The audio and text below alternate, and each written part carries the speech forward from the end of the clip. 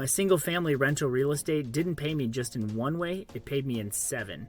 And this is what they are: net cash flow, appreciation, equity growth, the tax advantages, inflation hedging, the equity pay down, and the leverage.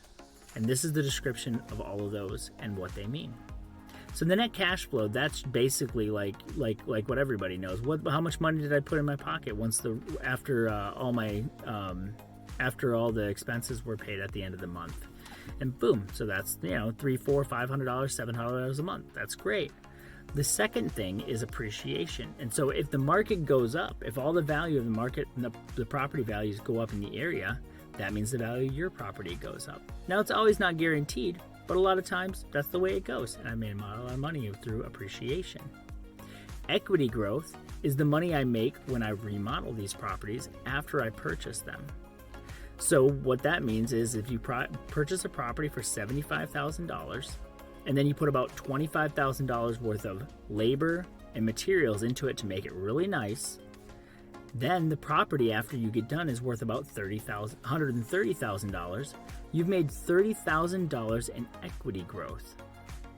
And I've done this multiple times to about those same numbers. Now let's talk about the tax advantages. So what happens is the government has different incentives for people who are purchasing, remodeling, and renting out properties because they want you to fix up the neighborhoods and make this country good and nice and good looking. And so they give you these tax advantages. And if you want more information on that, I have a video on tax advantages and what all of them are. But just know this, that off of 5 rental properties this year in my entity, it showed I had a negative income balance of $1,474. Negative income balance. And I live off that. So the fifth thing is the inflation hedging. So over the last few years, everybody's value of their dollar went down by about 20% in the last couple of years. 10% a year is what it averaged out to through 2020 to 21. Or was it 21 to 22? I don't remember. But it went down a lot.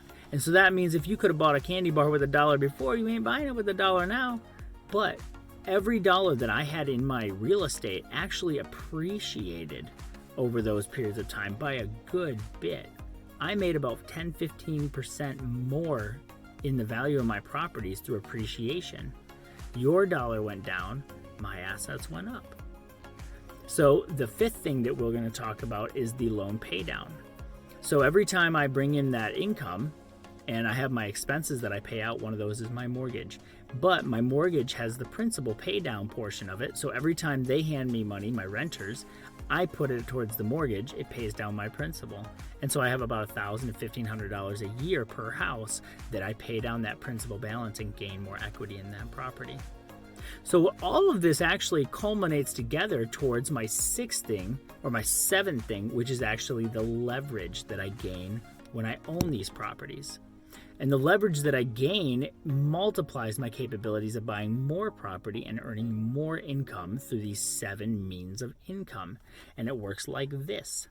If I have a house that has about $50,000 of equity sitting in the home, which is the gross value of the property if it were to be sold tomorrow, minus the expense of the mortgage, equals your equity. If I have $50,000 sitting there, I can put a HELOC on that $50,000 and use it like a credit card. I can take that $50,000 out, I can purchase another property, I can remodel that property, and then I can turn it into another equity growth, income producing, tax defying property without spending another dollar out of my pocket. I then put a mortgage on that property. I take the money from that mortgage that the bank gives me after they mortgage the property, I put it back into the HELOC loan, which pays that off completely, and now I'm reset. I'm reset, but I got another property, and that is the leverage. I can purchase and reset continuously without taking any money out of my pocket. And that is the power of the leverage.